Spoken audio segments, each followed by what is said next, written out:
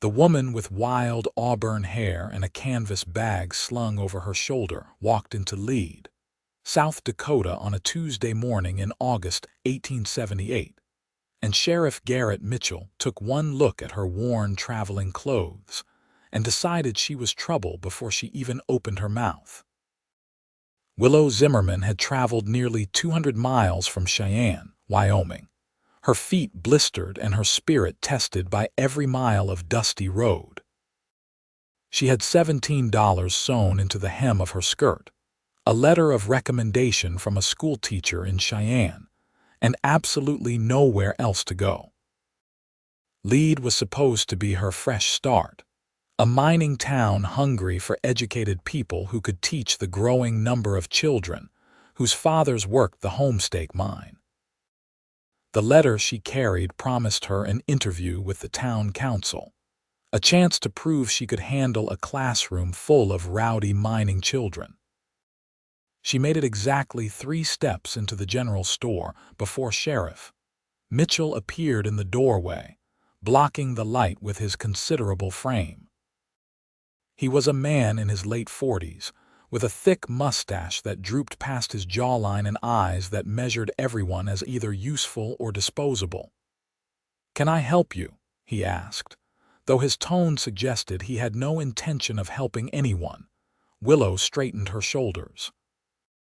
She was 22 years old and had been taking care of herself since she was 16. She knew how men like this operated, how they sized up women traveling alone and found them wanting. "I am here for an interview with the town council. I have an appointment." Mitchell's expression did not change. "That right? And who exactly invited you?" She pulled the letter from her bag, unfolding it carefully despite the tremor in her hands. "Mr. Harold Peterson. He wrote to the school in Cheyenne requesting qualified candidates for the teaching position." The sheriff took the letter, barely glancing at it before handing it back. "Harold died 3 weeks ago. Cave in at the mine. There is no position." Willow felt the ground shift beneath her feet, though she remained standing. "I was not informed." "Well, now you are." Mitchell tilted his head toward the door. "Stage comes through day after tomorrow. I suggest you be on it." "I spent every dollar I had getting here," Willow said, hating how her voice wavered. "I need to find work." "Not here, you do not." Mitchell stepped closer, using his height to intimidate. "We have got enough problems in this town without adding unattached women with no means of support. You will just end up causing trouble one way or another. Best you move along before you get comfortable." The store owner, an elderly man with spectacles perched on his nose, looked away when Willow glanced at him for support. She understood then that this was not just the sheriff's opinion but a decision that would be enforced. "I am a respectable woman," she said, though she knew it would not matter. "I have references, experience teaching children of all ages. Do not care if you taught the president's own children." Mitchell's voice hardened. "Lead is my town, and I say who stays and who goes. You have got until sundown to find yourself a place to sleep, and then I want you on that stage come Thursday morning. If you are still here come Friday, I will personally escort you to the town limits." Willow wanted to argue, wanted to stand her ground and demand fair treatment, but she had learned the hard way that fighting men with badges rarely ended well for women with no power. She nodded once, grabbed her bag, and walked past the sheriff into the dusty street. The August sun beat down mercilessly, turning Lead's main street into a ribbon of dust and heat. Buildings lined both sides, most of them hastily constructed to serve the miners who had flooded the area after gold was discovered.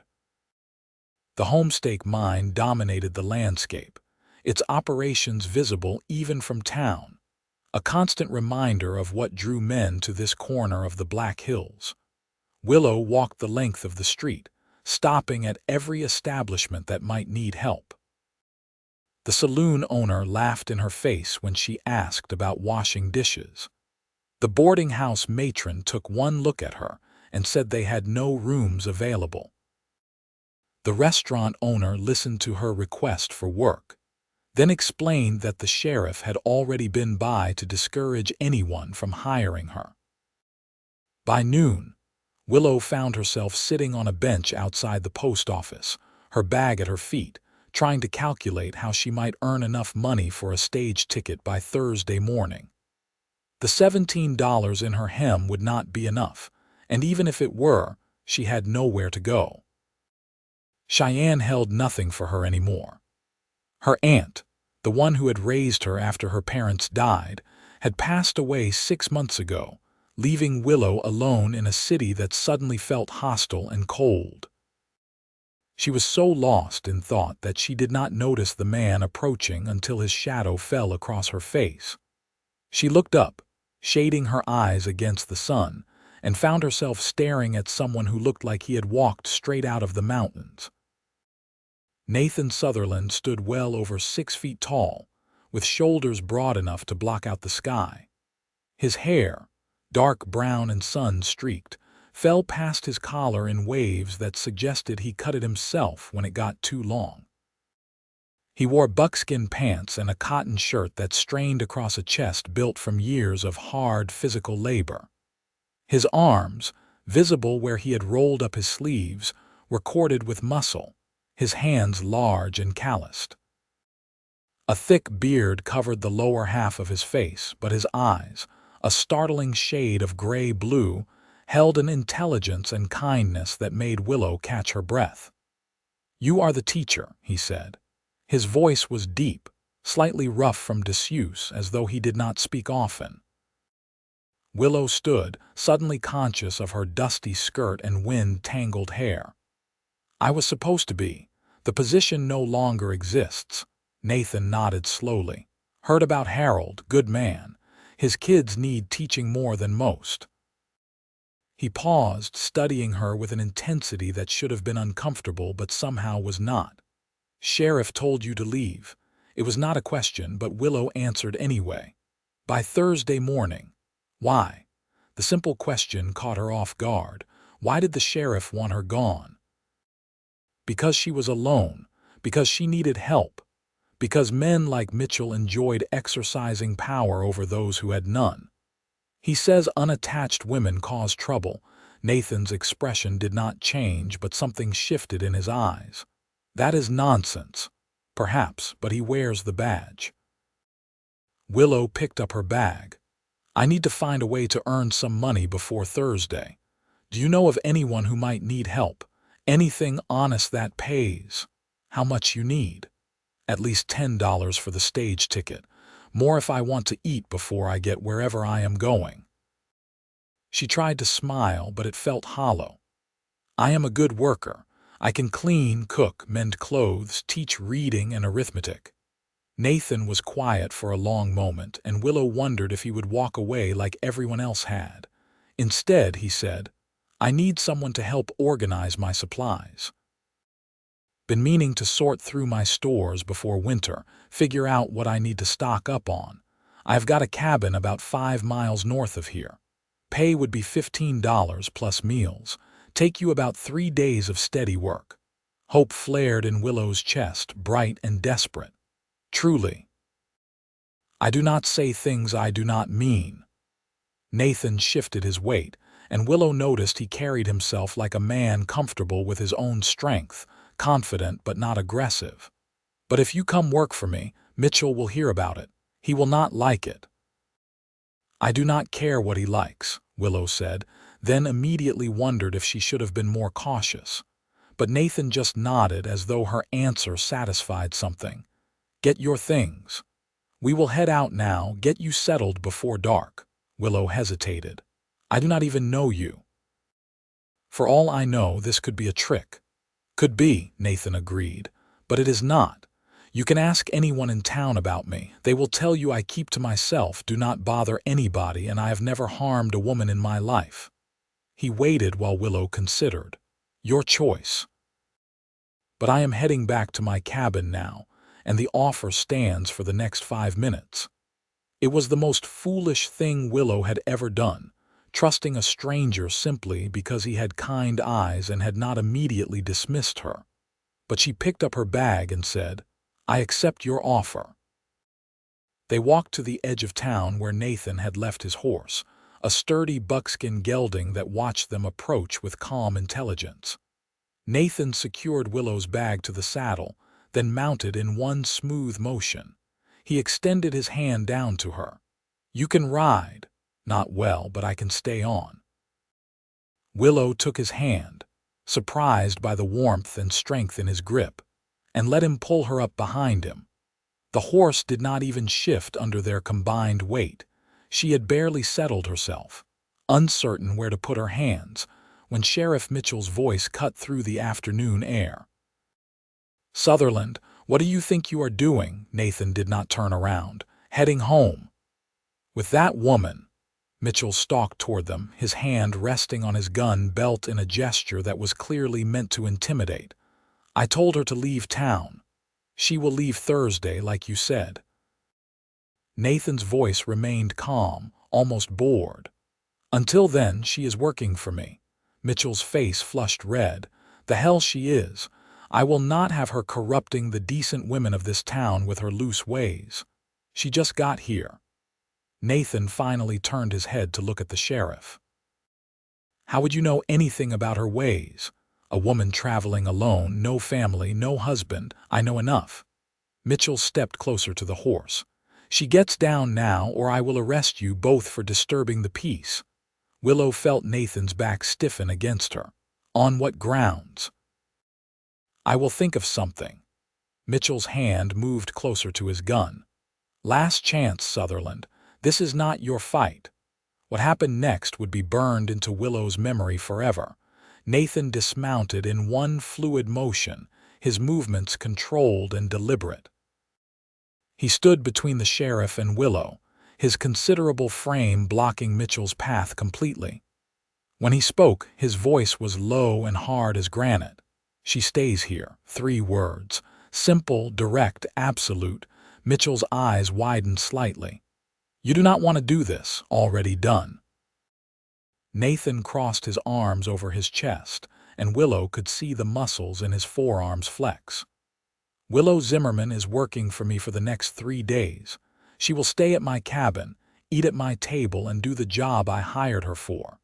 Come Thursday, if she wants to leave, that is her choice. But until then, she is under my protection. You got a problem with that, you take it up with me." "I am the law in this town," Mitchell said, but his voice had lost some of its certainty. "Your law ends at the town limits. My cabin is 5 miles north on my land that I bought and paid for. What I do there is my business." Nathan did not move, did not back down an inch. "We done here." Willow held her breath, waiting to see if the sheriff would draw his gun, if this confrontation would end in violence. But Mitchell must have seen something in Nathan's stance, some promise of resistance that would cost more than it was worth, because he stepped back. 3 days, Mitchell said. "Then she is gone. And Sutherland, if I hear one word about impropriety, I will bring charges against you both." "You will not hear anything because there will not be anything to hear." Nathan remounted the horse, settling back into the saddle with Willow behind him. "Might want to ask yourself why you care so much about one woman passing through town. Makes a man wonder what you are really afraid of." He did not wait for a response. He simply guided the horse north, out of lead and into the pine-covered hills beyond.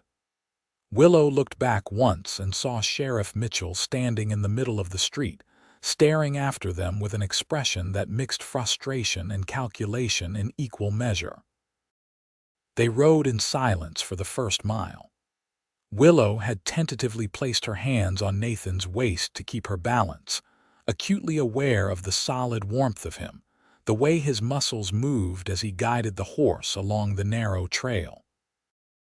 The afternoon sun filtered through the ponderosa pines, creating patterns of light and shadow on the forest floor. Birds called to each other in the branches above, and somewhere in the distance, a creek burbled over rocks. Finally, Willow found her voice. "Why did you do that?" "Do what?" "Stand up to the sheriff. Risk trouble with the law for someone you do not even know. Nathan was quiet for so long that Willow thought he might not answer. Then he said, 8 years ago, I came to the Black Hills with nothing but a rifle and the clothes on my back. I was running from some bad situations back in Missouri, figured I could lose myself in these mountains and nobody would care. First week here, I got sick. Something I ate, or maybe just exhaustion from the journey. I was delirious, lying under a tree, pretty sure I was going to die. He paused, adjusting their course around a fallen log. A Dakota woman found me. She was old. Her own people had been forced onto reservations, but she was still living in the traditional ways in a small camp with her grandson. She did not know me, had no reason to help me. Her people had been driven from these hills by men who looked just like me. But she took me back to her camp, nursed me back to health, taught me how to survive in these mountains. Spent 3 weeks teaching me which plants to eat, how to read the weather, where to find game. She saved my life. Willow felt something shift in her understanding of this man. What was her name? Wikapi. It means star. Nathan's voice softened. She told me that we are all connected, that helping one person ripples out into the world in ways we cannot always see. She said the measure of a man is not what he does when people are watching, but what he does when nobody would ever know. Where is she now? Dead. Her grandson too. Soldiers came through 2 winters ago, rounding up any Indians they found off the reservations. Wikapi was too old to travel and her grandson would not leave her. I was out hunting when it happened. Nathan's hands tightened on the reins. By the time I got back, they were both gone. Soldiers said they were trespassing on land that did not belong to them anymore. I am so sorry, Willow said, and meant it with her whole heart. Me too. Nathan fell silent again, but it was a different quality of silence now, weighted with shared grief and understanding. Point is, when I saw you sitting outside that post office looking like the world had given up on you, I thought about Wikapi, about what she would do, and I knew I could not just walk past. Willow felt tears prick her eyes. Thank you for seeing me, for caring. You are welcome. They rode on, climbing higher into the hills. The trail narrowed in places, forcing them to duck under low, hanging branches. Willow caught glimpses of valleys spread out below, the kind of views that made her understand why someone would choose to live alone in these mountains. There was a peace here, a sense of being removed from the petty cruelties of towns like Lead. Nathan's cabin came into view as they crested a rise. It was larger than Willow had expected, built from thick logs chinked with mud and moss. A stone chimney rose from one end, and a covered porch wrapped around 2 sides. Behind the cabin, a small barn housed a cow and a few chickens that scattered at their approach. A garden grew beside the barn, carefully tended rows of vegetables thriving in the mountain soil. You built all this yourself? Willow asked as Nathan helped her dismount. Over the last 8 years, piece by piece. He tied the horse to a post and began unsaddling. Started with just a lean-to and a fire pit. Added to it as I learned what I needed. Willow looked around, taking in the well-ordered homestead. A split-rail fence corralled a space for the horse to graze. Firewood was neatly stacked against the cabin wall, protected by an overhang.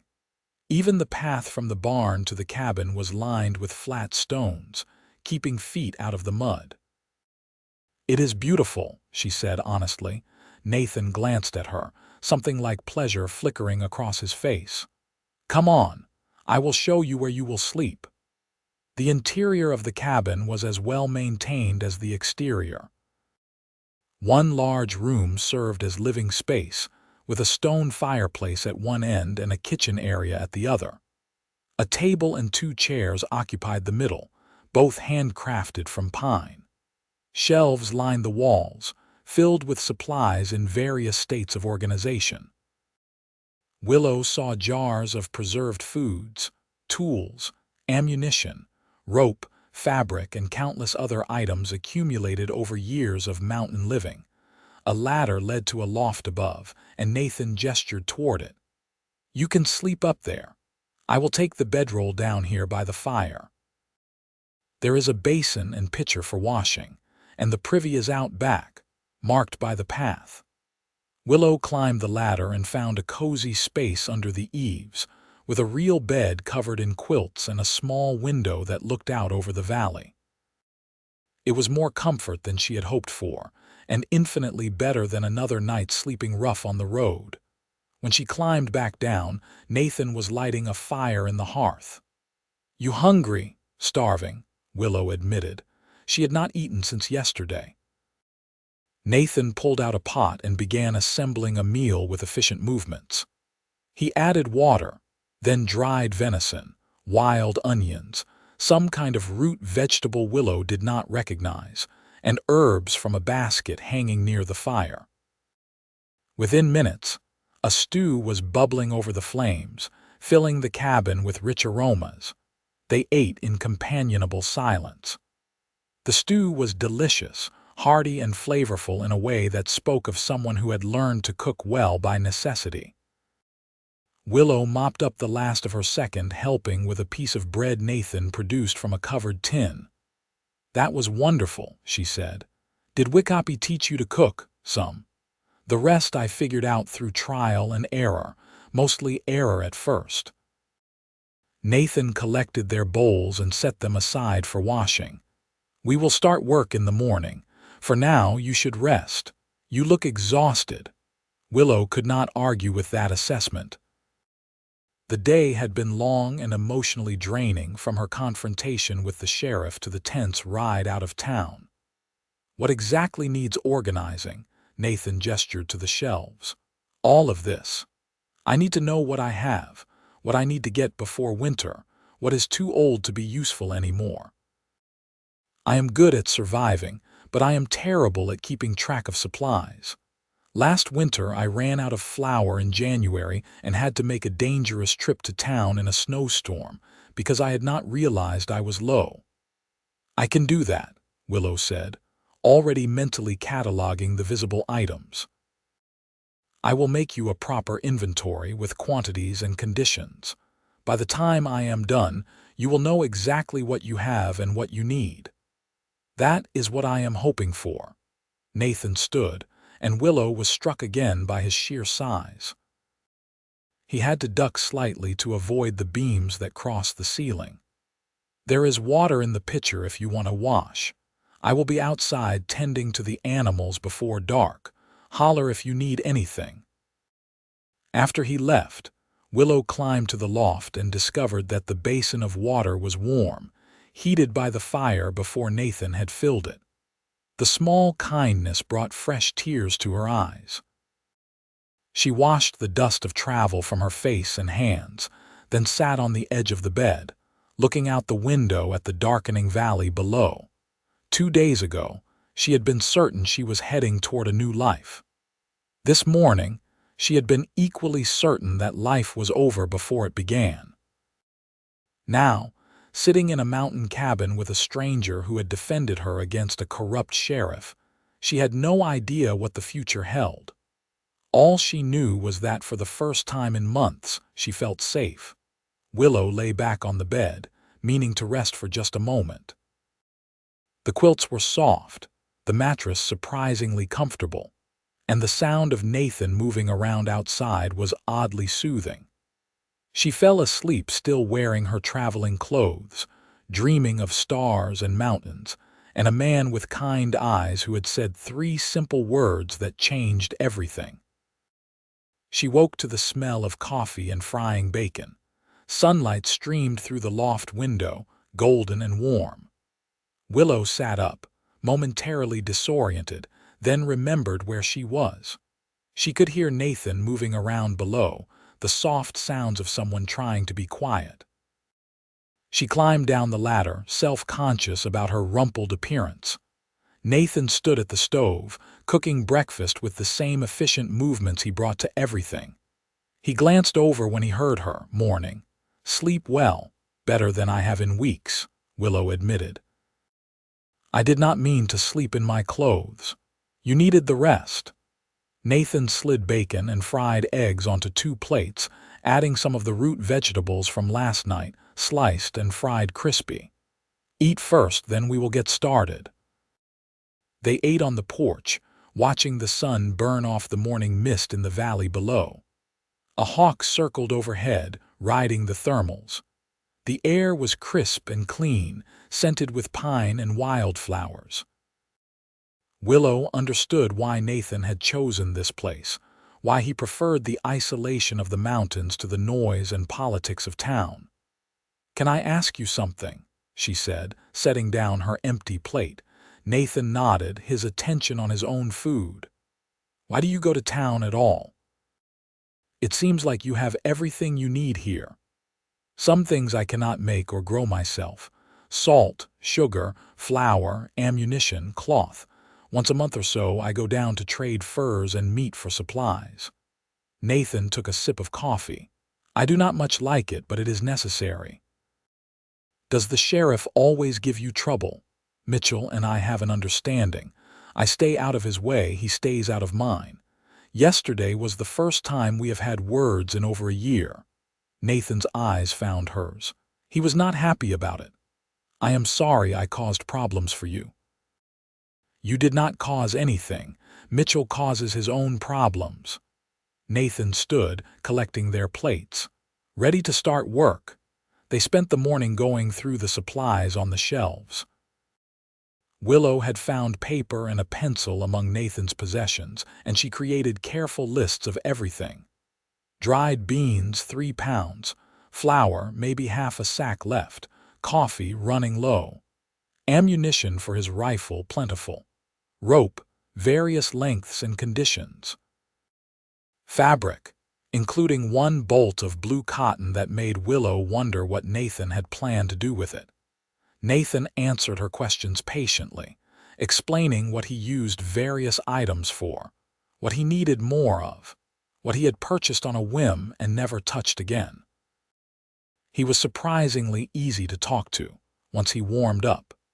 His initial reserve gave way to dry humor and thoughtful observations about everything from weather patterns to the behavior of wildlife.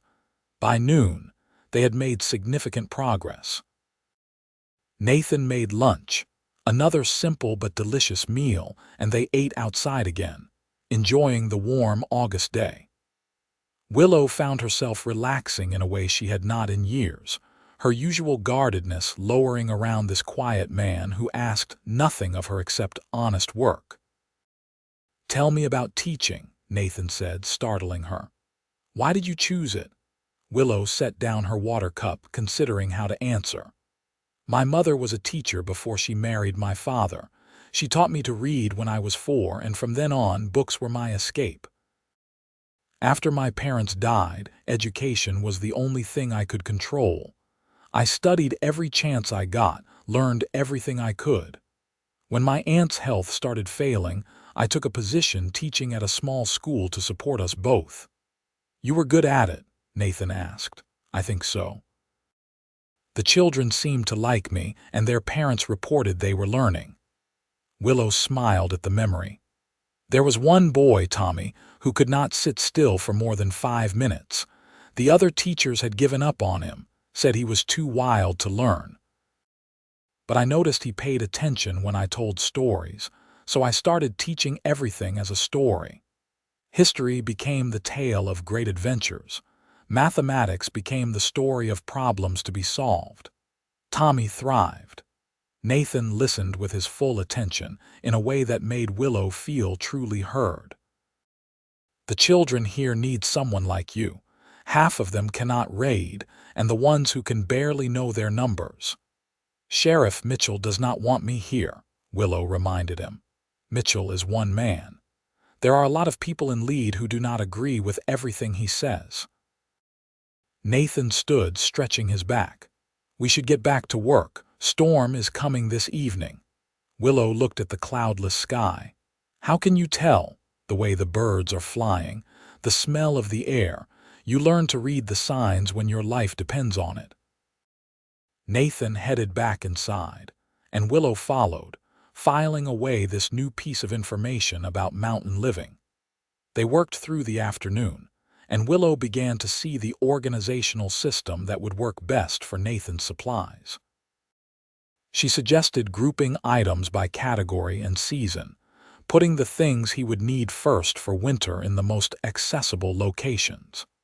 Nathan listened to her ideas, occasionally offering his own thoughts, and together they began reorganizing the entire cabin. It was physical work, moving heavy sacks and crates, but Willow found she enjoyed it. There was satisfaction in bringing order to chaos, in seeing the transformation take place. Nathan worked beside her, effortlessly lifting things that Willow could barely budge, but never making her feel weak or useless. He simply did what needed doing, then stepped back to let her continue with her planning. As the afternoon wore on, Willow became increasingly aware of Nathan as a physical presence. The way his muscles flexed when he lifted a heavy crate, the concentration on his face as he listened to her instructions, the casual competence with which he moved through the space, comfortable in his own skin in a way she envied. She had known handsome men before, men who were aware of their looks and used them to manipulate. Nathan was different. He seemed almost unaware of the effect he had, focused entirely on the work at hand. When he accidentally brushed against her in the narrow space between shelves, he apologized immediately, stepping back to give her room. By the time Nathan called a halt for dinner, they had reorganized nearly half the cabin. Willow's back ached and her arms trembled with fatigue, but she felt genuinely proud of what they had accomplished. Nathan cooked another excellent meal, this time a roasted grouse he had shot that morning, served with wild greens and more of those root vegetables. "These are delicious," Willow said, pointing to the vegetables. "What are they called?" "Sunchokes. They grow wild all over these hills. Most people call them Jerusalem artichokes, though they are not from Jerusalem and they are not artichokes." Nathan cut another piece of grouse. "Wikapi showed me where to find them, how to harvest them without damaging the plant." They were cleaning up after dinner when the first rumble of thunder echoed across the valley. Willow glanced out the window and was startled to see dark clouds rolling in from the west, moving fast. "Told you," Nathan said, not unkindly. "Going to be a good storm." "Nothing to worry about. Cabin is solid." The rain started just as full darkness fell, a sudden deluge that hammered on the roof and turned the world beyond the windows into sheets of water. Lightning flashed, illuminating the inside of the cabin in stark white light, followed by cracks of thunder that made Willow flinch. Nathan lit several lanterns, pushing back the darkness. "You are not afraid of storms, are you?" "Not usually," Willow said, though she moved closer to the fire. "But I have never been in one in the mountains before." "Different up here," Nathan agreed. "Storms come fast and hit hard, but they usually pass quickly too." He was right. Within an hour the worst of it had passed, leaving behind a steady rain that pattered on the roof like fingers on a drum. Nathan pulled out a worn book from a shelf near his bedroll and settled into one of the chairs by the fire. Willow recognized it as a collection of Walt Whitman's poetry. "You read poetry?" she asked, surprised. Nathan looked up, almost defensive. "Is that so strange?" "No, I just did not expect it." Willow moved closer. "May I?" He handed her the book, and she flipped through it carefully. The pages were worn soft from repeated reading, and certain passages were marked with small pencil notes in the margins. She recognized Nathan's blocky handwriting from the labels on some of his supply jars. "Leaves of grass," she read aloud. "I celebrate myself and sing myself, and what I assume you shall assume, for every atom belonging to me as good belongs to you." "It helps," Nathan said quietly. "When the isolation gets heavy, Reminds me that I am still connected to the world, even up here alone. Willow handed back the book, seeing Nathan in yet another new light. You are not what I expected when you first approached me in town. What did you expect? I do not know. Someone rougher, maybe, less thoughtful. Willow settled into the other chair, tucking her feet under her. You are full of surprises. Nathan's cheeks colored slightly above his beard. I am just a man trying to live an honest life. That is more than most people manage, Willow said softly. They sat in comfortable silence, listening to the rain and the crackle of the fire. Willow felt something shifting inside her, a loosening of the tight knot of fear and anxiety that had lived in her chest since her aunt died. For the first time in months, she was not alone, not truly alone. Can I ask you something personal? Nathan said after a while. You can ask. I might not answer. Why do you think Mitchell really wanted you gone? It cannot just be about you being an unmarried woman. There are plenty of those in lead. Willow had been wondering the same thing. I think he saw me as a threat.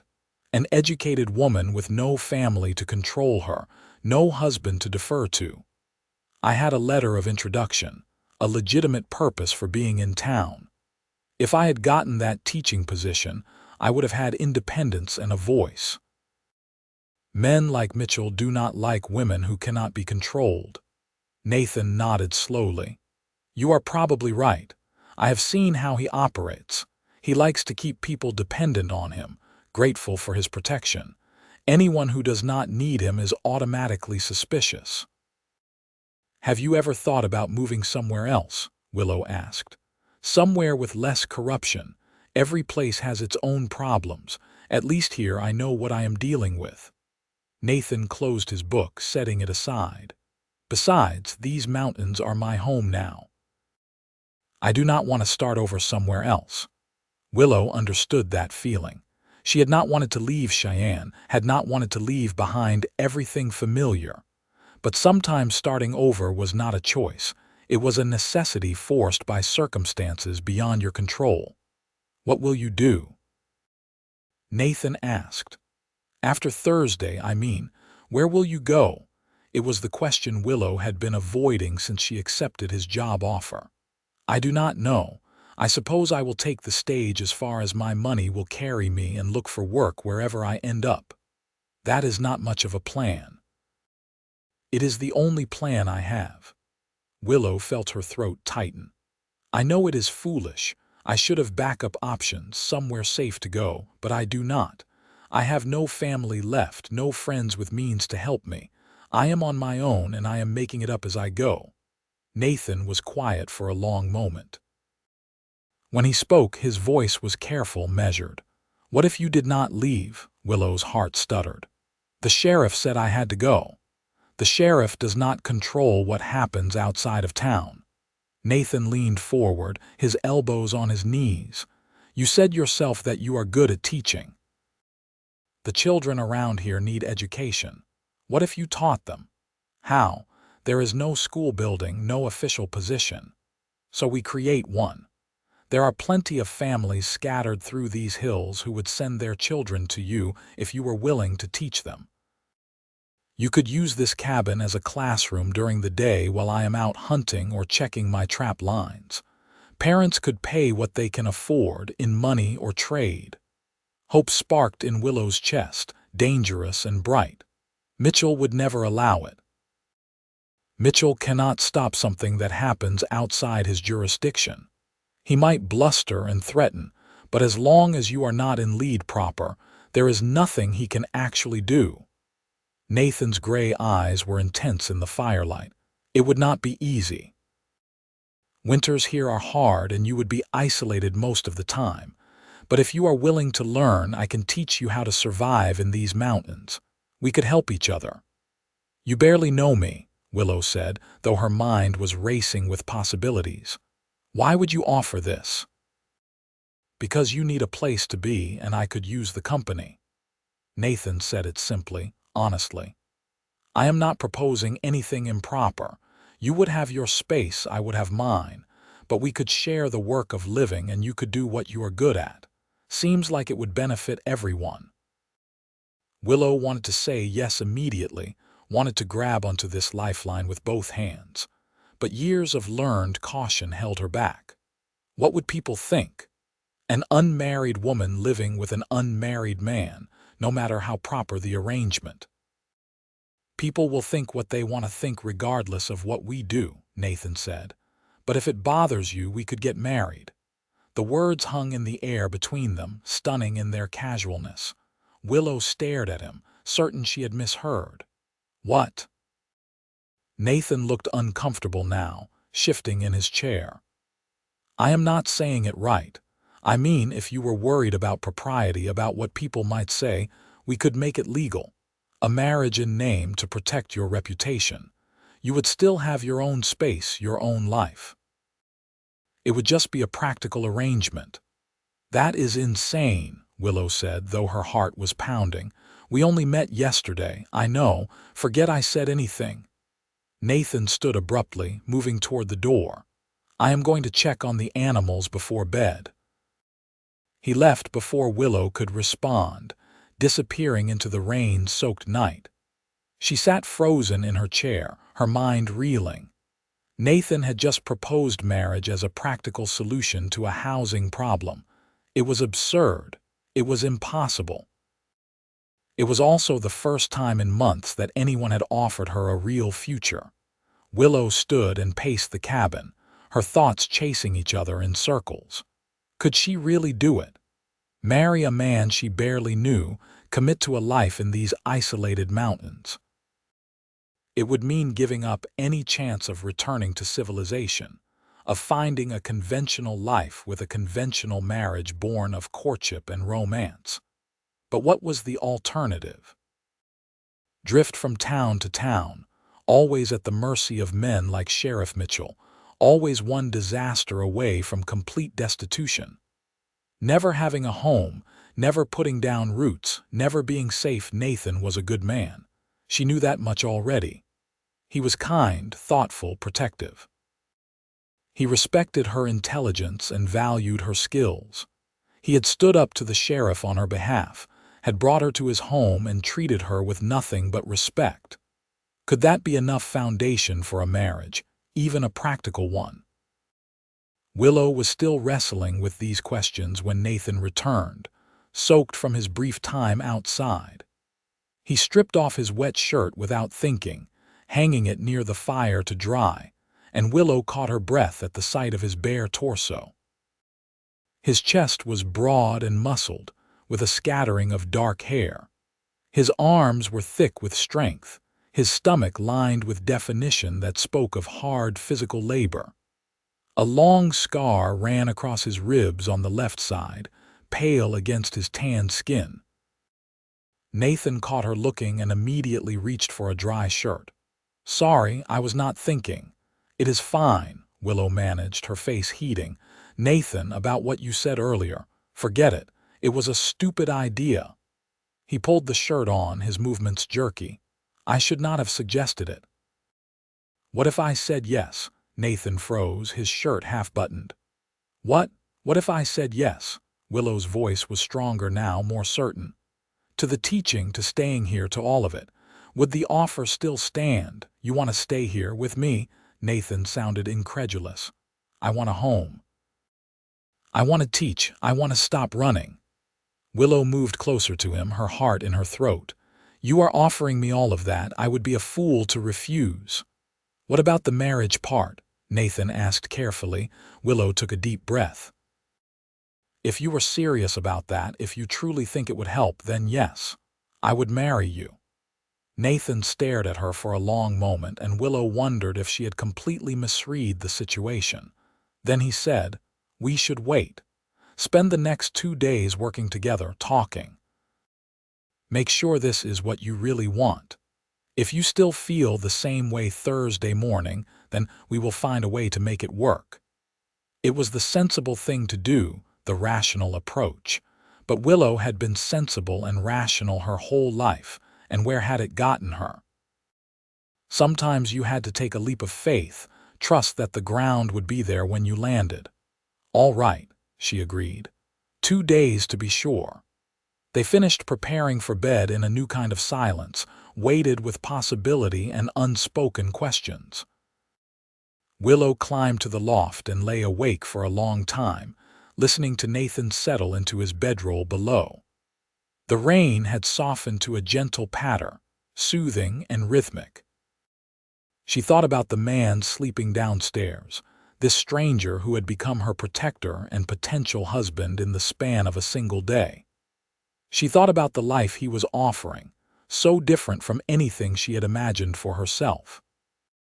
And she thought about Sheriff Mitchell, about the way Nathan had stood between them and said those 3 powerful words, "She stays here." Maybe she would. Maybe this cabin in the mountains could become her home. Maybe Nathan Sutherland could become her husband, her partner, her friend. It was crazy and impulsive and completely out of character for the careful, cautious woman she had always been. But maybe that woman had gotten her as far as she could go. Maybe it was time to be someone new. The next morning dawned clear and bright, the storm having washed the world clean.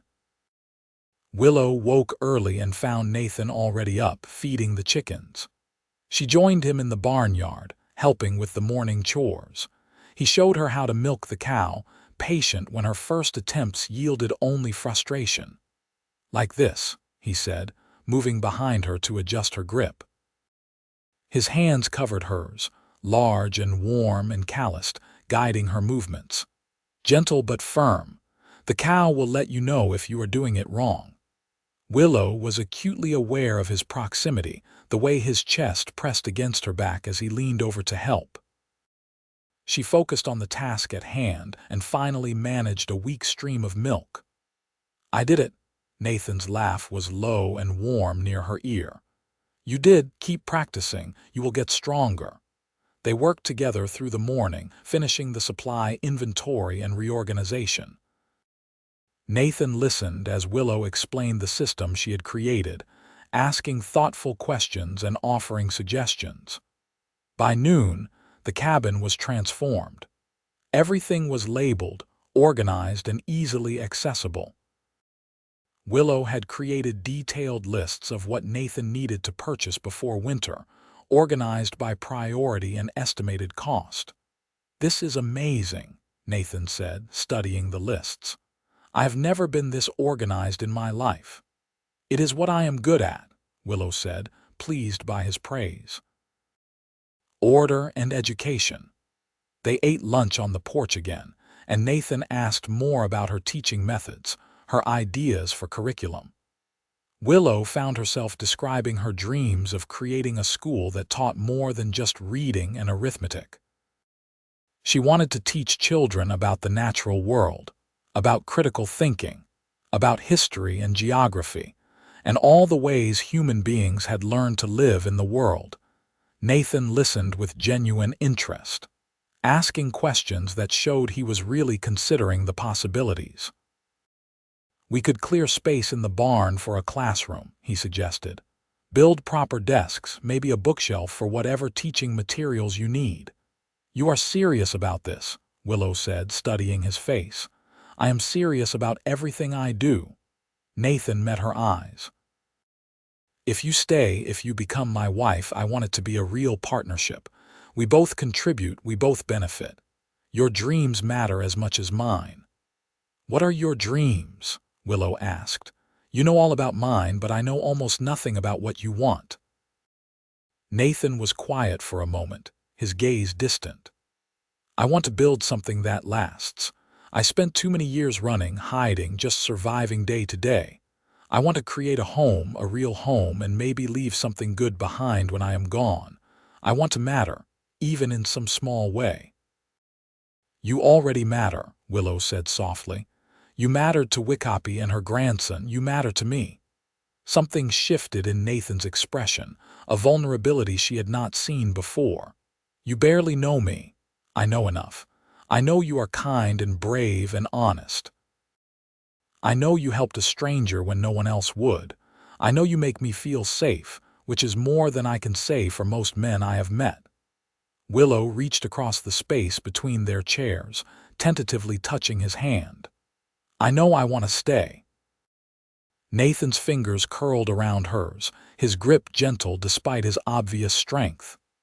Even with everything it would mean, the isolation, the hard work, being married to someone who still has nightmares about Missouri. What happened in Missouri? Willow asked. Nathan looked away, his jaw tight. I killed a man. He was hurting someone and I stepped in and it went wrong. I did not mean to kill him, but he was dead just the same. His family had money connections. I was just a drifter working odd jobs. There was going to be a trial and everyone knew how it would end. So I ran. You were protecting someone, Willow said. That does not make you a bad person. The law did not care about that. Nathan's voice was heavy with old pain. I have been running from it for 8 years. Changed my name, came out here where nobody asks questions. But it is always there in the back of my mind. What if someone recognizes me? What if they come looking? Willow squeezed his hand. Nathan Sutherland is who you are now. Whatever you were before, whoever you were, that person is gone. You have built a good life here. You have become a good man. You do not know that. Yes, I do. Willow's voice was firm. Good men do not nurse sick strangers back to health. Good men do not stand up to corrupt sheriffs on behalf of women they just met. Good men do not offer marriage to protect someone's reputation. You are a good man, Nathan Sutherland, and I would be honored to be your wife. Nathan turned to face her fully, his gray eyes searching hers. Are you sure? Absolutely sure, because once we do this, there is no taking it back. I am sure. And Willow was surprised to realize it was true. 48 hours ago, she would have called this decision insane. Now it felt like the sanest thing she had ever done. I want to stay here, with you. Nathan stood, pulling her up with him. For a moment they just stood there, hands clasped, looking at each other. Then Nathan said, we need to do this properly. Tomorrow morning we will ride into Lead and find a preacher. We will get married legal, with witnesses and paperwork. No matter what anyone says, no matter what Mitchell does, you will be my wife and under my protection. He will not be happy, Willow warned. I do not care. Nathan's voice was hard as stone. Let him be unhappy. You are staying here and that is final. The next morning they rode into Lead together. Nathan had insisted Willow wear her best dress, and he had cleaned up considerably himself, trimming his beard and combing his hair back. They made an imposing pair as they walked down the main street, Nathan's hand protectively at Willow's back. Sheriff Mitchell saw them immediately. He stepped off the boardwalk, his face darkening. Thought I told you to be gone by today, Miss Zimmerman. Plans changed, Nathan said before Willow could respond. We are here to see the preacher. Mitchell's eyes narrowed. What for? That is our business. Nathan tried to move past, but Mitchell stepped into their path. You are making a mistake, Sutherland. A woman like that will bring you nothing but trouble. A woman like what? Nathan's voice dropped dangerously low. Educated, hardworking, kind. You are right, Sheriff. Those qualities sound like real trouble. A small crowd was gathering, drawn by the confrontation. Willow recognized some of the faces from her brief time in Lead 2 days ago. The store owner, the boarding house matron, several miners still dusty from their morning shift. She has no family, no background we can verify, Mitchell pressed. For all you know, she is running from the law herself. That is rich coming from you. Nathan did not raise his voice, but something in his tone made Mitchell step back. Everyone here knows you have been stealing from the town coffers. Everyone knows you take bribes from the saloon owners and look the other way when their girls get roughed up. You want to talk about criminal behavior. Let us talk about yours. The crowd murmured, a ripple of agreement passing through. Mitchell's face flushed red. You have got no proof of that. Everyone knows, Nathan repeated. They just have not had the courage to say it out loud. Well, I am saying it now. You are a corrupt official who uses his badge to intimidate good people, and I am done letting you get away with it. You are making a powerful enemy, Sutherland. You are not that powerful. Nathan took Willow's hand. Now, if you will excuse us, we have a wedding to attend. They walked around Mitchell, who stood frozen in the street, his authority challenged publicly for the first time. The crowd parted for Nathan and Willow, and several people nodded or smiled as they passed. One woman, heavily pregnant and holding a toddler's hand, whispered, "Good for you." The church was a small white building at the end of the street. The preacher, a kind-faced man named Reverend Thomas, listened to their request with raised eyebrows. "You want to be married? Right now, if possible," Nathan said. "We need witnesses and legal documentation." Reverend Thomas studied them both carefully. "I know you, Nathan. You are a good man even if you do not come to services, but I have to ask, is this what you both truly want? Marriage is a sacred commitment, not something to be entered into lightly." "I want this," Willow said firmly. "I know it seems sudden, but I have never been more certain of anything." "And you?" The Reverend looked at Nathan. "You are prepared to take on the responsibilities of a husband?" "I am," Nathan said. "I will protect her, provide for her, and honor her for as long as I live." The Reverend nodded slowly. "All right then. Let me gather some witnesses." Within an hour, Willow Zimmerman and Nathan Sutherland were married. The ceremony was simple, conducted in the small church with 3 townspeople as witnesses. Willow wore her traveling dress, and Nathan held her hands in his as they exchanged vows. When the Reverend pronounced them husband and wife, Nathan leaned down and kissed her gently, a soft press of lips that sent warmth flooding through Willow's entire body. They signed the marriage certificate, and the witnesses added their names. Legal proof that Willow Zimmerman was now Willow Sutherland, with every right to live in these mountains with her husband. As they left the church, Sheriff Mitchell was waiting outside. But this time he did not approach them. He simply stood watching, his expression unreadable. Nathan guided Willow past him to where his horse was tied. Before they could mount up, a woman approached them. She was the pregnant one from earlier, still holding her toddler. "Excuse me, Mrs. Sutherland. My name is Catherine Foster. My husband works the mine, and we have been desperate to find someone to teach our children to read. Would you consider taking on students?" Willow's heart leaped. "I would love to. I am planning to start a school at our cabin." "How many children would you be able to take?" Catherine asked hopefully. "As many as want to learn and are willing to make the journey," Willow said. "I will teach reading, writing, arithmetic, history, and geography to any child whose parents want them educated." "What about payment?" Catherine looked worried. "We do not have much money." "We can work out an arrangement," Willow assured her. "Money if you have it, trade if you do not. The important thing is getting the children educated." Word spread quickly. By the time Nathan and Willow were ready to leave Lead, 5 families had approached them about sending their children to Willow's school. Nathan listened to each conversation, occasionally adding his thoughts about what supplies the families might trade. Willow realized he was helping her establish the school on solid practical footing, ensuring she would be compensated fairly for her work. They rode out of Lead in late afternoon, the marriage certificate safely tucked in Nathan's saddlebag. Willow sat behind her husband, her arms wrapped around his waist, and thought about how much her life had changed in just 3 days. She had arrived in Lead with nothing and no one. She was leaving as a married woman with the beginnings of a school and a home in the mountains. When they reached the cabin, Nathan helped her dismount, his hands lingering at her waist. "Are you all right? You have been quiet." "I am wonderful," Willow said honestly. "I am just trying to take it all in. 3 days ago I had nothing. Now I have everything."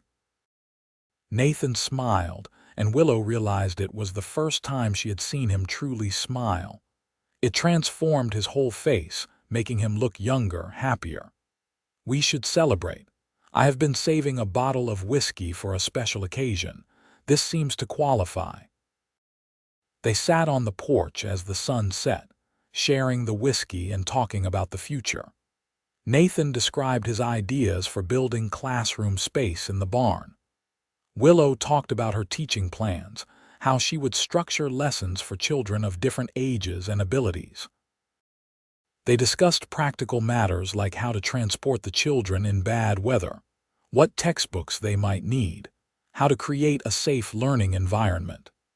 As darkness fell and the whiskey bottle emptied, their conversation drifted to more personal topics. Nathan told her more about his life in Missouri, about the family he had left behind, the sister he missed terribly, but could not contact for fear of bringing trouble to her door. Willow shared stories about her parents who had died when she was 12, and her aunt who had raised her with love but constant worry about money. "We have both lost so much," Nathan said quietly. "Maybe that is why this works. We understand each other." "Maybe," Willow agreed. She was acutely aware of how close they were sitting, how Nathan's shoulder pressed against hers. The whiskey had made her warm and brave. "Nathan, about this marriage. What about it? You said it was a practical arrangement for propriety." Willow turned to face him. "Is that all it is to you?" Nathan was quiet for a long moment. When he spoke, his voice was rough with emotion. "You are the most remarkable woman I have ever met. You are brave and smart and kind. I would be lying if I said this was just practical. But I did not want to pressure you, did not want you to feel obligated to be a real wife when you were just trying to survive." Willow's heart was pounding. "What if I want to be a real wife?" Nathan's breath caught. "Willow, I mean it." She reached up, touching his bearded cheek. "I know we barely know each other. I know this is all happening too fast, but when I am with you, I feel safe and seen and valued. I have not felt that way in years. Maybe that is not love yet, but it could be, if we let it." Nathan turned his head, pressing a kiss to her palm. "Are you sure? We can take this slow, let things develop naturally. There is no rush, I am sure." Willow leaned forward, closing the distance between them. "Kiss me, Nathan, really kiss me," he did. His hands came up to frame her face, gentle despite their size, and he kissed her with a tenderness that made her heart ache. Willow melted into him, her hands fisting in his shirt, and kissed him back with all the pent-up emotion of the last 3 days. When they finally broke apart, both breathing hard, Nathan rested his forehead against hers. "I will try to be a good husband to you. I will try to make you happy." "You already make me happy," Willow whispered. "Now take me to bed."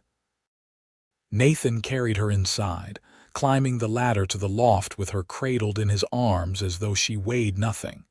He laid her on the bed with infinite care, then stretched out beside her, propped on one elbow. "We can stop any time you want. Just say the word." "I do not want to stop." Willow reached for him, pulling him down into another kiss. They made love slowly, learning each other's bodies with gentle touches and whispered words. Nathan was patient and attentive, focused entirely on Willow's pleasure. When they finally came together, it was with a sense of rightness that brought tears to Willow's eyes. Afterward, they lay tangled together under the quilts, Nathan's arms wrapped protectively around Willow. She rested her head on his chest, listening to the steady beat of his heart, and thought about how much her life had changed. She had come to lead looking for a job and found a husband, a home, and a future she never could have imagined. "Thank you," she whispered into the darkness. "For what?" Nathan's voice was drowsy and content. "For seeing me, for standing up for me, for giving me a reason to stay."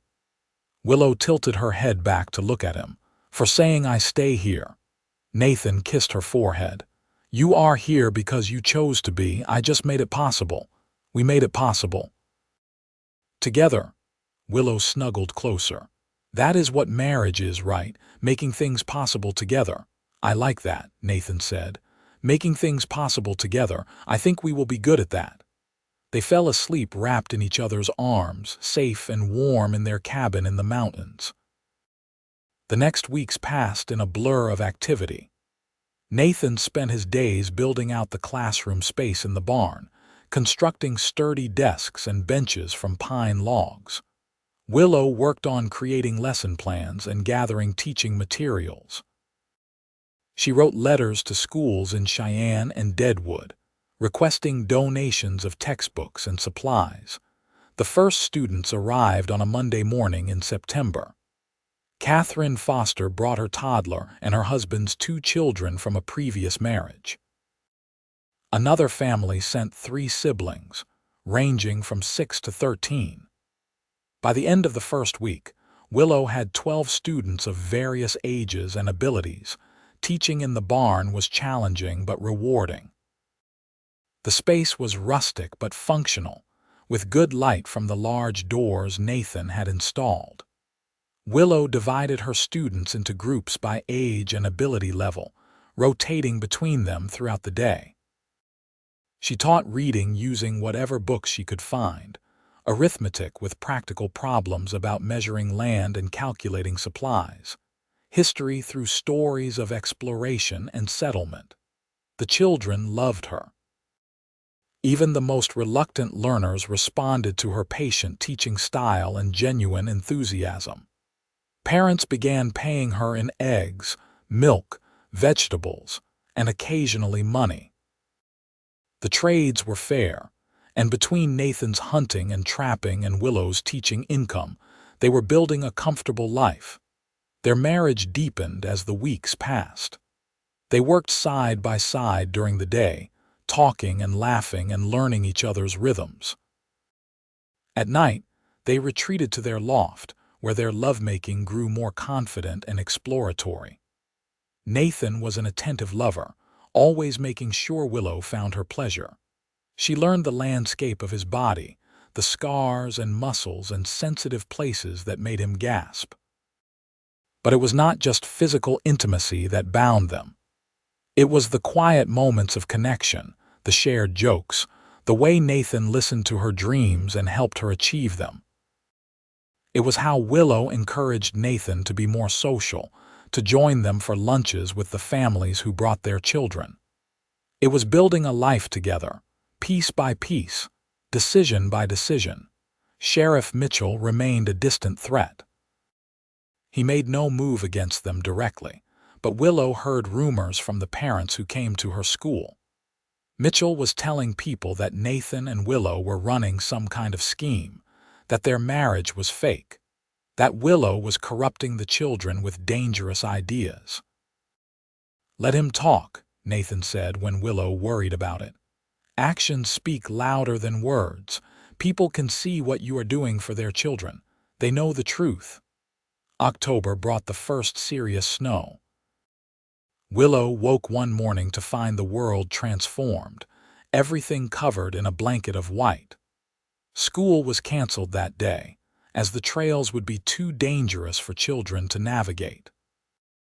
Instead, Nathan took Willow out to teach her how to track animals in the snow, how to read the signs of coming weather, how to survive in the mountain winter.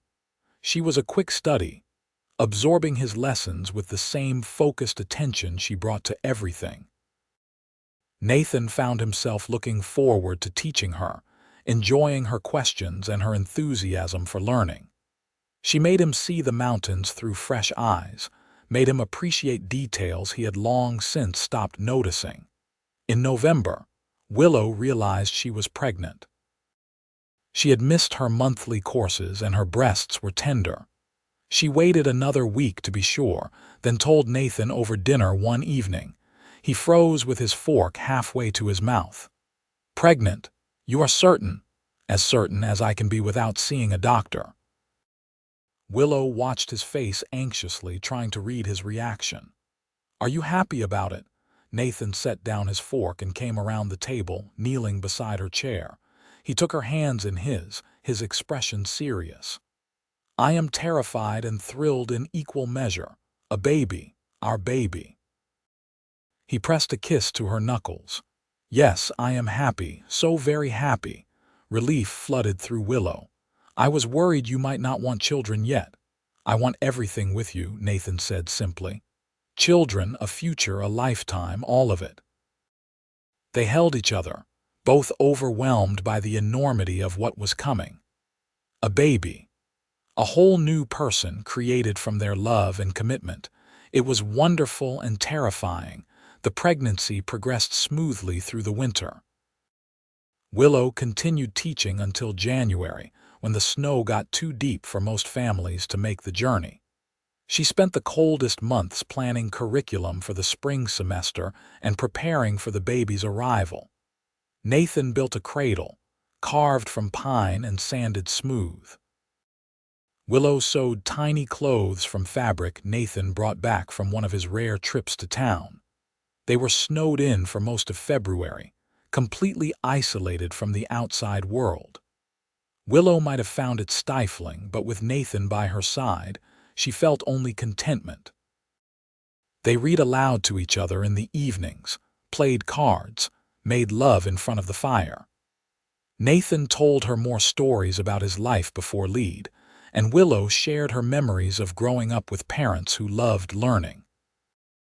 "Our child will have the best of both worlds," Nathan said one night, his hand resting on Willow's growing belly. "Your intelligence and my survival skills." "And your kindness," Willow added, "and my stubbornness." "Heaven help us," Nathan said, but he was smiling. Spring came late that year, but when it arrived, it transformed the mountains overnight. Snow melted, revealing green meadows dotted with wildflowers. Students returned to Willow's school, excited to resume their lessons.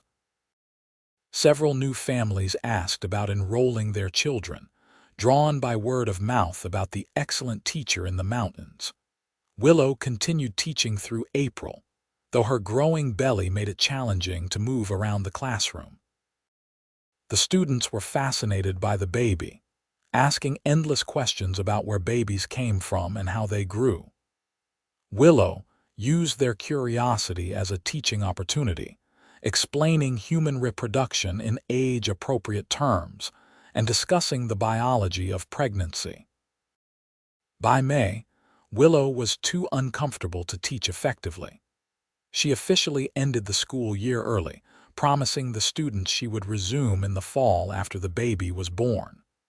The families understood, many of them gifting her with baby supplies and offering to help when her time came. The baby came on a warm June morning in 1879. Willow's labor started just after dawn, and Nathan immediately rode for Catherine Foster, who had volunteered to help with the birth. Catherine arrived with 2 other women, experienced mothers who knew what to do. Nathan was banished to the barn, where he paced and worried for the next 8 hours. He heard Willow cry out once, a sound that made his heart clench with helpless fear. But Catherine came out later to assure him everything was progressing normally. Finally, as the sun was setting, a baby's cry split the evening air. Nathan rushed to the cabin, his heart in his throat. Catherine met him at the door, smiling broadly. "You have a son, Mr. Sutherland, a healthy, strong boy." Nathan climbed to the loft to find Willow propped against pillows, exhausted but radiant. In her arms was a tiny bundle wrapped in a soft blanket. She looked up as Nathan approached, her eyes shining with tears. "Come meet your son," she whispered. Nathan knelt beside the bed, peering at the tiny face visible above the blanket. The baby was perfect, with a shock of dark hair and a scrunched-up face. As Nathan watched, tiny eyes opened, unfocused but seeking. "He is beautiful," Nathan said, his voice rough with emotion. "You are both beautiful." "Do you want to hold him?" Willow asked. Nathan had never held a baby before. He extended his arms awkwardly, and Willow carefully transferred the small bundle to him. The baby was so light, so fragile. Nathan held him with infinite care, terrified he might somehow break this perfect little person. "Hello, son," he whispered. "I am your father. I promise I will always protect you. I will teach you everything I know. I will love you with my whole heart." The baby made a small sound, and Nathan felt something fundamental shift inside him. This was his son, his family. Everything he had run from, everything he had lost, it all suddenly made sense. He had survived, had built a life in these mountains so that he could be here for this moment. So that he could be a father, a husband, a man worthy of the second chance he had been given. They named him Samuel, after Willow's father. Samuel Sutherland, born in a cabin in the Black Hills, welcomed into a world of love and possibility. The first months of Samuel's life were exhausting and wonderful. Nathan took over most of the household chores, giving Willow time to rest and recover. He proved to be a natural father, patient with Samuel's cries and needs. He would walk the baby around the cabin in the middle of the night, singing soft songs Willow had never heard, lullabies from his childhood that he had thought forgotten. Willow healed slowly, her body recovering from the trauma of childbirth. She was grateful for Nathan's support, for his willingness to do whatever needed doing without complaint. Their partnership, already strong, deepened further as they navigated the challenges of new parenthood together. By August, Willow felt ready to resume teaching. They set up a small area in the classroom where Samuel could sleep or play while Willow taught. The students were delighted to have their teacher back, and even more delighted by the presence of a real baby. The older girls helped watch Samuel during lessons, and Willow incorporated caring for an infant into her teaching, discussing growth and development and responsibility. Life settled into a new rhythm. Nathan hunted and trapped and tended their homestead. Willow taught school during the day and cared for Samuel in the evenings. Together, they built something neither had imagined possible, a true home filled with love and purpose. One afternoon in September, Nathan came back from checking his trap lines to find Sheriff Mitchell standing in their cabin. Willow sat at the table with Samuel in her arms, her face pale but defiant. "What are you doing here?" Nathan demanded, his voice cold. Mitchell turned, his expression smug. "Just having a chat with your wife about her little school." "The school is legal and properly run," Willow said. "We have every right to educate children." "Maybe so, but I have been hearing some interesting things." Mitchell leaned against the doorframe, clearly enjoying himself. "Rumors about a certain Nathan Sutherland, who might actually be Nathan Sullivan, wanted for murder in Missouri." Nathan felt ice flood his veins. 8 years. He had been safe for 8 years, and now this corrupt sheriff had figured out his secret. "I do not know what you are talking about," he said, keeping his voice steady. "Sure you do not." Mitchell grinned. "Thing is, there is a reward for Nathan Sullivan, $500, dead or alive.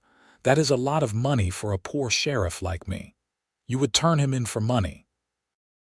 Willow stood, holding Samuel protectively. "He is a good man. He has done nothing wrong." "He is a murderer," Mitchell said, "and you are harboring him." "I defended someone who could not defend themselves," Nathan said. "I did not intend to kill anyone, but I would do it again to save an innocent life." Mitchell shrugged. "That is for the courts to decide. I am just doing my job." "Your job is to protect the people in your jurisdiction," Willow said angrily, "not terrorize good families for profit." "Here is the deal I am offering," Mitchell said, ignoring her. "You shut down the school, pack up, and leave Lead within the week. Do that, and I keep my mouth shut about who Nathan really is. Stay, and I send a telegram to Missouri and collect my reward." "You are blackmailing us," Willow said incredulously. "I am giving you options." Mitchell tipped his hat. "You have got until Friday to decide. Choose wisely." He left, and Nathan immediately went to Willow, wrapping his arms around her and Samuel. "I am so sorry. I should have told you everything. I should have been honest from the beginning." "You were honest about the things that mattered," Willow said fiercely. "You are a good man, Nathan. I know that. Nothing Mitchell says changes that. But if he turns me in, I will hang. Or at best, spend the rest of my life in prison." Nathan pulled back, looking at his wife and son. "I cannot let that happen. I will not leave you and Samuel alone." "Then we fight," Willow said. "We do not run, we do not hide, we fight." Over the next 2 days they formed a plan. Willow reached out to the families whose children she taught, explaining the situation. Nathan spoke to the few townspeople in Lead who had always treated him fairly. They gathered support, building a coalition of people willing to stand up to the sheriff. On Friday morning, Nathan and Willow rode into Lead with Samuel bundled between them. A crowd was waiting in the town square, more than 30 people standing together. They included most of Willow's students and their parents, several miners who had bought meat from Nathan over the years, the shopkeepers who had traded fairly with him, and even Reverend Thomas. Sheriff Mitchell stood on the steps of his office, his expression turning from smug to uncertain as he saw the crowd. "We are here to speak on behalf of Nathan and Willow Sutherland," Reverend Thomas said, his voice carrying across the square. "These are good people who have contributed to our community. Nathan has lived here peacefully for 8 years, harming no one. Willow has educated our children, giving them opportunities they would not otherwise have. We will not let you destroy their lives for your own profit." "The law is the law," Mitchell said, but he sounded less confident now. "Then let us talk about the law." Catherine Foster stepped forward, holding a ledger. "My husband kept records of every bribe you took, every kickback from the saloons, every time you looked the other way when miners were cheated. We have proof of your corruption, Sheriff. Enough to have you removed from office and possibly arrested." Mitchell's face went red. "That is a lie." "It is not, and you know it." Nathan stepped forward, his considerable frame imposing. "You have been stealing from this town for years. You have terrorized women and exploited working men. You have abused your power in every way possible, and we are done letting you get away with it." "What happened in Missouri was a tragedy," Reverend Thomas said. "But I have written to the sheriff there, explained the circumstances. He says the charges were dropped years ago. The man Nathan killed was known to be violent and dangerous. The prosecutor decided it was self-defense, protecting an innocent woman. There is no warrant, no reward." "You were lying, Sheriff Mitchell," the crowd murmured, anger rippling through them. Mitchell realized his leverage had vanished, replaced by a unified group of people who were no longer afraid of him. "You have got 2 choices," Nathan said quietly. "You can resign quietly, leave Lead, and never come back. Or we can take that ledger to the territorial authorities and let them sort out all the laws you have broken. Your choice." Mitchell looked around, seeing nothing but hostile faces. He had lost, and he knew it. "This is not over," he said, but it was a weak threat. "Yes, it is," Willow said. "Now get out of our town." Mitchell left that afternoon, riding out with whatever he could carry. The town council appointed a temporary sheriff, a fair-minded miner named Patrick O'Brien who had everyone's respect. He promised to serve with integrity until a proper election could be held. Nathan and Willow returned to their cabin that evening, exhausted but victorious. They put Samuel to bed, then sat together on the porch, watching the stars come out over the mountains. "We did it," Willow said, leaning against Nathan's shoulder. "We actually did it." "You did it," Nathan corrected. "You organized everyone, convinced them to stand together. I just stood there and looked intimidating." Willow laughed. "You are very good at looking intimidating. One of my few talents." Nathan kissed the top of her head. Thank you for fighting for me. For believing in me. Always, Willow promised. That is what marriage is, fighting for each other, believing in each other, even when things look impossible. They sat in comfortable silence, both reflecting on how far they had come. A year ago, Willow had been a desperate woman with nowhere to go. Nathan had been a lonely man hiding from his past.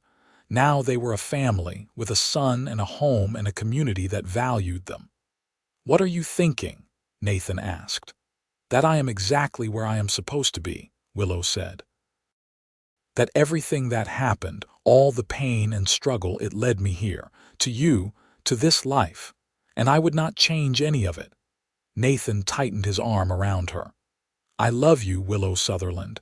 I know I do not say it often enough, but I do. I love you more than I thought it was possible to love anyone." "I love you too," Willow whispered. "You saved me, Nathan, in every way a person can be saved." "We saved each other," Nathan said. "That is the truth of it. We were both lost and we found each other. We made something beautiful out of our broken pieces." The years that followed were good ones. Willow's school grew, eventually requiring a larger building that the community built together on a piece of land donated by one of the mining families. She taught children who would grow up to be doctors, teachers, engineers, and legislators, all of them remembering the woman who had first taught them to read and think critically. Nathan became a respected member of the community, known for his fairness and his skill as a hunter and tracker. He taught wilderness survival to anyone who wanted to learn, passing on the knowledge Wickopi had given him. He made sure her memory lived on, telling stories about her wisdom and kindness. Samuel grew into a bright, curious boy who loved both books and the outdoors. He would sit in on his mother's classes, absorbing knowledge like a sponge, then spend his afternoons with his father learning to track and hunt and survive. He had his mother's intelligence and his father's strength, and his parents delighted in watching him discover the world. When Samuel was 3, Willow became pregnant again. This time, the pregnancy was easier, and their daughter was born on a snowy December morning. They named her Wickopi, in honor of the woman who had saved Nathan's life and set him on the path that led to Willow and their family. Little Wickopi had her father's gray eyes and her mother's auburn hair, and from the moment she was born, she had a spirit as fierce as the woman she was named for. 2 years later came another son, whom they named Daniel after Willow's father's middle name. And 3 years after that, their youngest daughter arrived, whom they called Rose because she was born in June when the wild roses were blooming. The cabin in the mountains grew with their family. Nathan added rooms, built a larger barn, expanded the garden. Their homestead became a place of laughter and learning, where children grew up surrounded by books and nature in equal measure. Willow and Nathan taught all their children, both in academic subjects and in practical skills. The Sutherland children could recite poetry and field dress a deer, could solve complex mathematics and identify edible plants. Lead changed too over the years. Patrick O'Brien became the permanent sheriff, serving with integrity and fairness. The town grew as the mine prospered, attracting more families and businesses. Willow's school was joined by others, until Lead had a proper education system. But everyone agreed that Willow Sutherland had started it all, that her courage and determination had transformed the entire community. On their 10th wedding anniversary, Nathan and Willow rode back to the spot where they had first met, the bench outside the post office where Willow had been sitting when Nathan approached her. The bench was still there, weathered but solid. "Hard to believe it has been 10 years, Willow said, sitting down.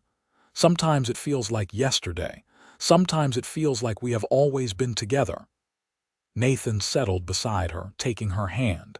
"Best decision I ever made, walking up to you that day." Best decision I ever made, trusting you." Willow leaned against his shoulder. "Do you ever regret it? Giving up your solitude, taking on a wife and 4 children, not for a single second."